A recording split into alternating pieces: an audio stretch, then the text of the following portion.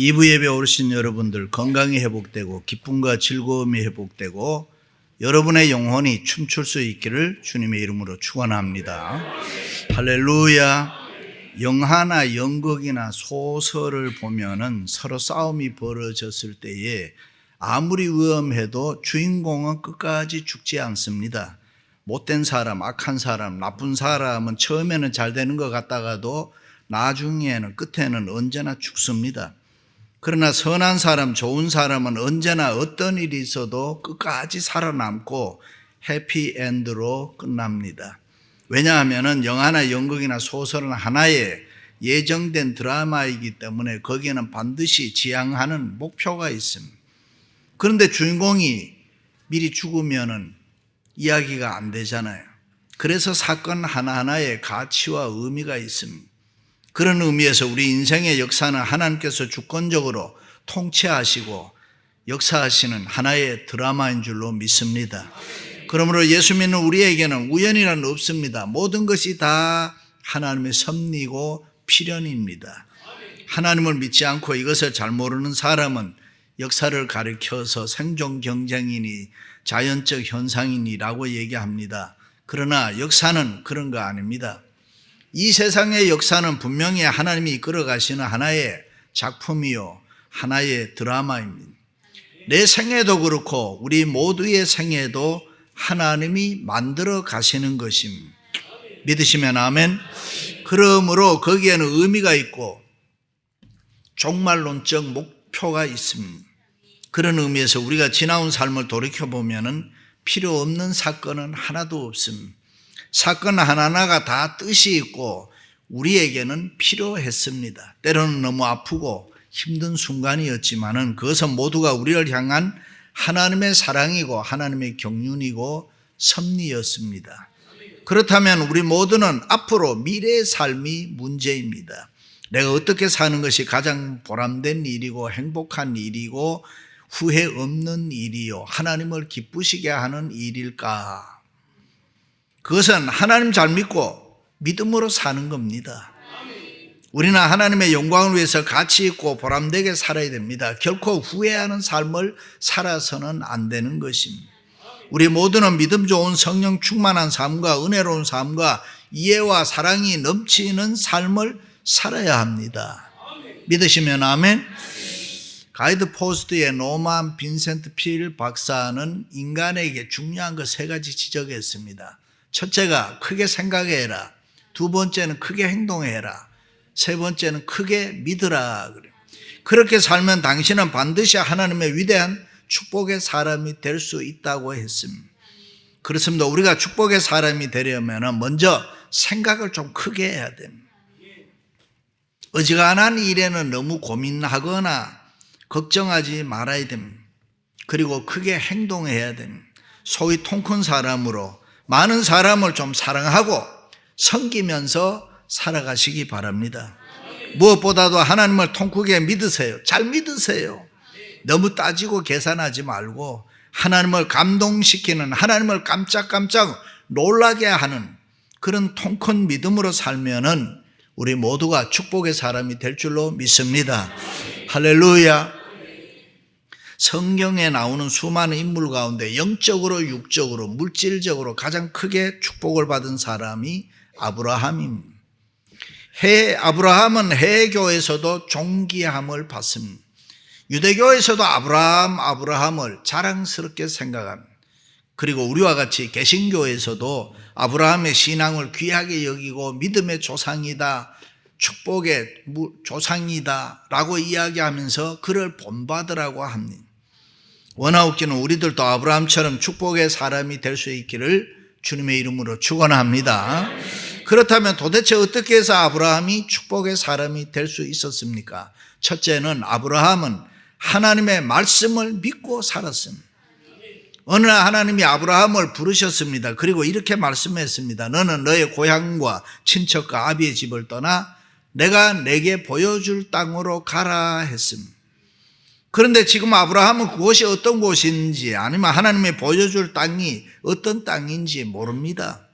그럼에도 불구하고 아브라함은 하나님의 말씀이니까 그 말씀을 믿고 짐을 꾸리고 식구들을 데리고 떠났습니다. 대단하지 않습니까? 그런 면에서 어떻게 생각하면은 이민 와서 살고 있는 우리들도 보통 사람들은 아니죠. 성경의 역사를 보면 다 이민의 역사입니다. 우리들도 아브라함처럼 이민자로 하나님의 섭리가 있어서 다 이곳에 와서 살고 있는 줄로 믿습니다. 할렐루야. 드디어 아브라함이 가나안 땅에 도착했습니다. 그때 아브라함의 나이가 75세였지만은 자신의 기업을 이을 자식이 없었습니다. 그런데 하나님께서 또다시 말씀하시기를 내가 이 땅을 내 자손에게 주리라 했습니다. 믿을 수 있겠습니까? 아브라함의 현재의 상황으로 보면 땅이나 자손이나 그 무엇 하나가 분명하게 손에 잡힌 게 없습니다.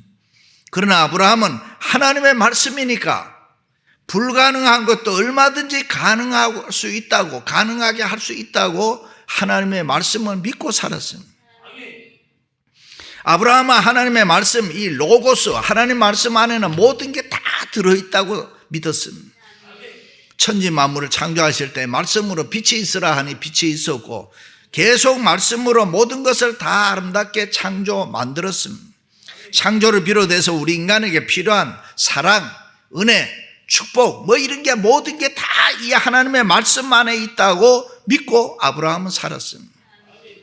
되는 대로 막연하게 이 세상 살아간 거 아닙니다. 하나님의 말씀을 듣고 그 말씀이 하라는 대로 믿음으로 행했습니다. 그렇습니다. 우리가 하나님의 말씀을 믿고 살아갈 때에 우리의 신앙과 믿음이 자라나는 것입니다. 일찍이 시편 기자는 복 있는 사람은 악인들의 꾀를 쫓지 아니하고 죄인들의 길에 서지 아니하며 오만한 자들의 자리에 앉지 아니하고 오직 여호와의 율법을 말씀을 즐거워하여 그의 율법을 주야로 밤낮으로 묵상하는 자로다. 그는 시냇가에 심은 나무가 철을 따라 열매를 맺으며 그 잎사귀가 마르지 아니함 같으니 그가 하는 모든 일이 다 형통하리로다. 신앙이라는 것이 우연히 생겨나는 거 아닙니다. 하나님의 말씀을 믿고 살아야 신앙이 생겨나는 것입니다.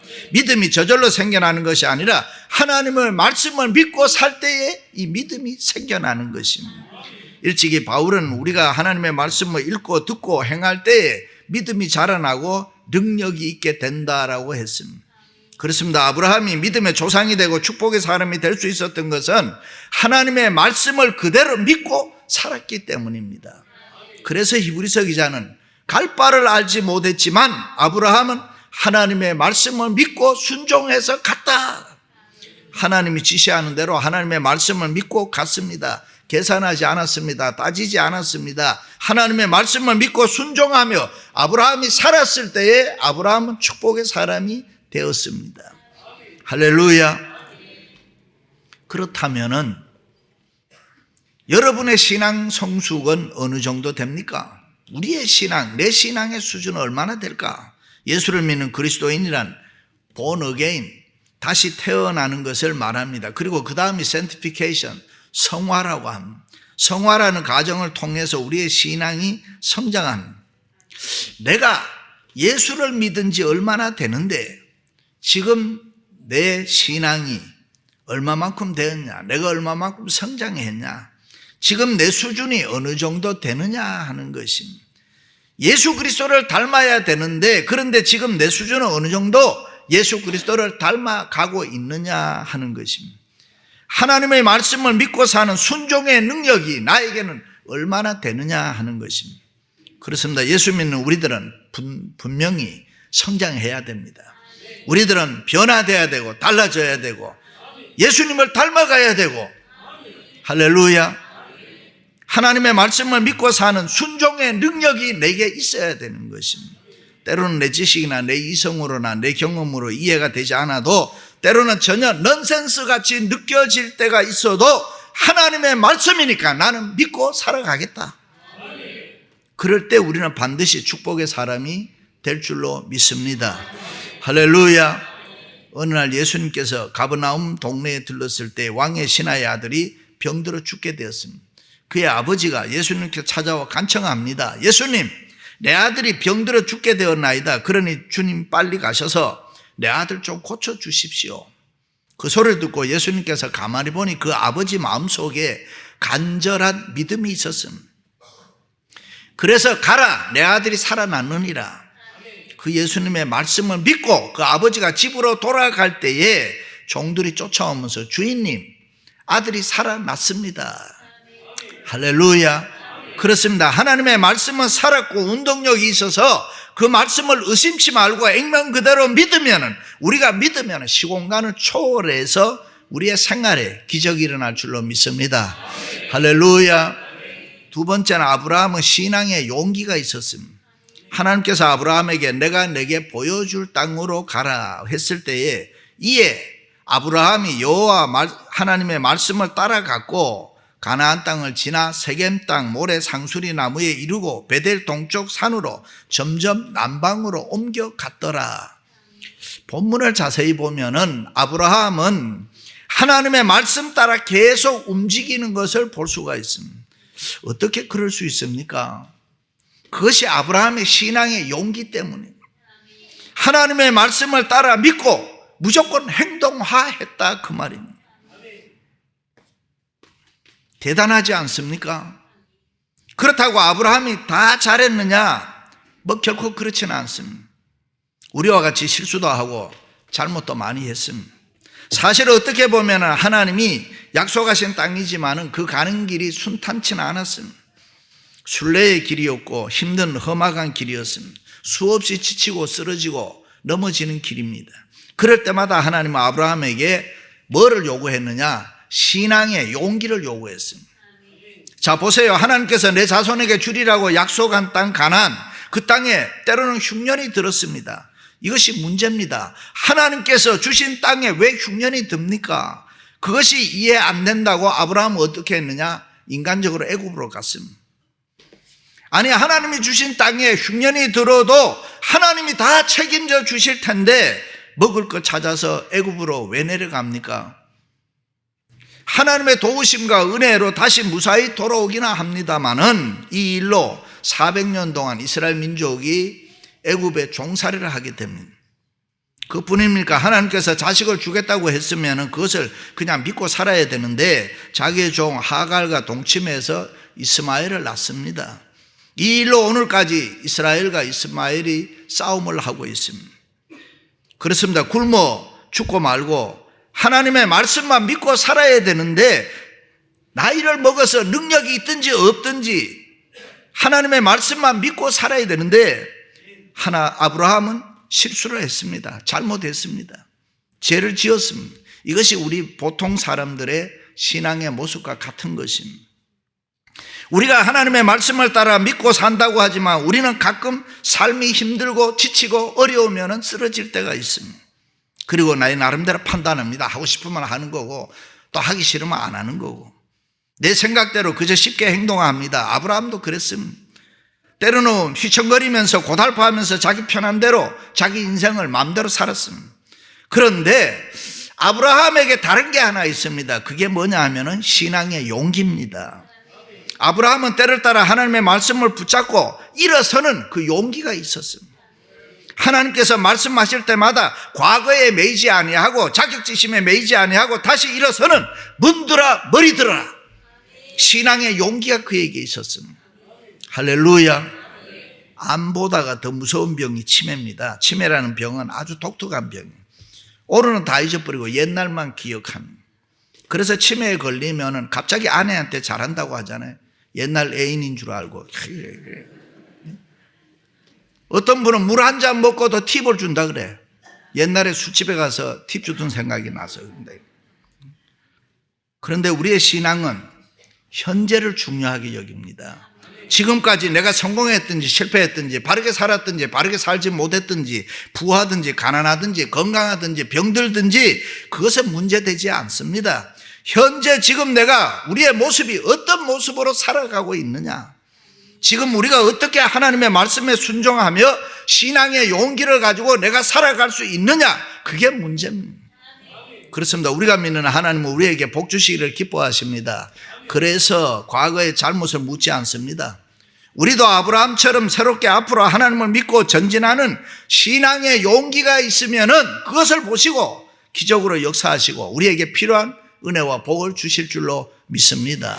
할렐루야. 소가 도살장에 들어갈 때에 유난히 부들부들 떠는 겁먹는 소가 있다고 해요. 그렇게 겁을 먹고 부들부들 떨면은 검은 보자기를 탁 덮어 씌운다는 거예요. 그리고 그 소는 잡아서 동물 사료로 사용한다고 해요. 그 고기는 사람이 먹으면 안 된다는 거예요. 부들부들 떨 때 몸에서 독이 많이 나와서 사람이 먹으면 안 되고 개나 돼지나 사료로 쓴다는 거예요. 그렇습니다. 예수 믿고 사는 우리는 이 신앙의 용기가 없어서 세상 때문에 부들부들 떨면 안 된다 이 말이에요. 두려워하지 말아야 되고. 할렐루야. 유명한 토레이 목사님이 젊은 시절엔 신앙이 없어서 자기 마음대로 살아요. 자기 힘을 의지하며 세상 일에 분주했습니다. 그런 아들을 보고 있던 어머니가 얘야, 내가 이 다음에 인생의 막다른 골목에 이를 때에 좌절하지 말고 이 어미가 믿는 하나님을 찾아라. 하나님께 신앙의 용기를 가지고 찾아라. 그러면 그 하나님이 반드시 너를 구원해 주실 것이다.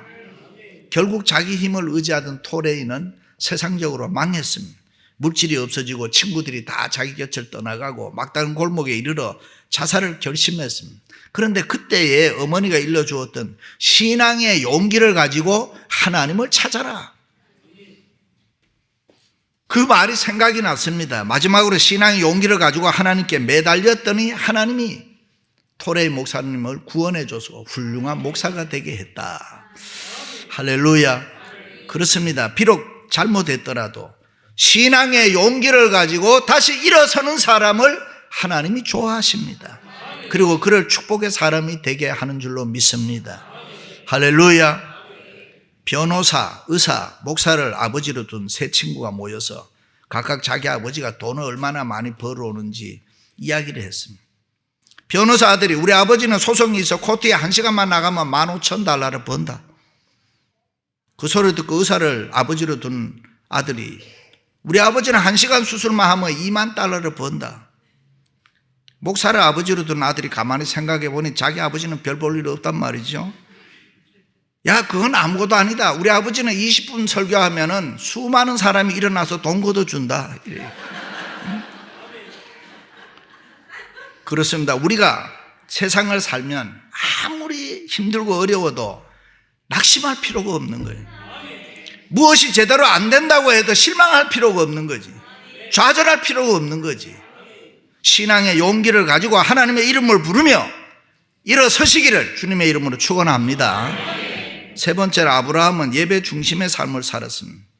여호와께서 그가 그곳에서 제단을 쌓고 여호와의 이름을 부르더니 아브라함은 언제나 예배 중심의 삶을 살았습니다.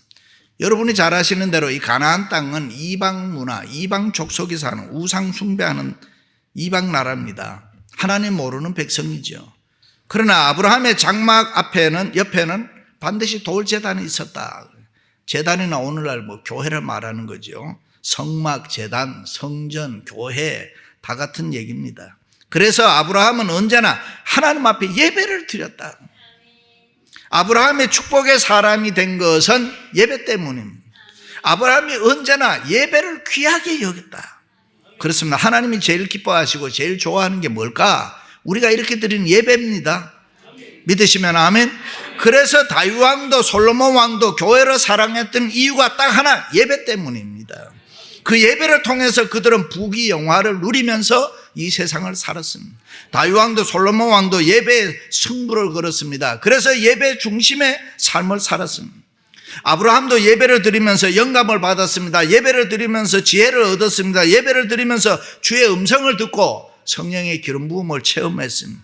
예배를 드리면서 하나님께 물었습니다. 하나님, 내가 어떻게 살아야 됩니까? 내가 어떻게 해야 부자 될 수가 있습니까? 내가 어떻게 해야 복 받을 수 있습니까? 요 예배 드리면서 인생의 해답을 찾았다.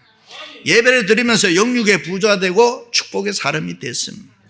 그러므로 우리가 교회 생활, 신앙 생활 할 때에 가장 중요한 게 생각해야 되는 게 예배입니다.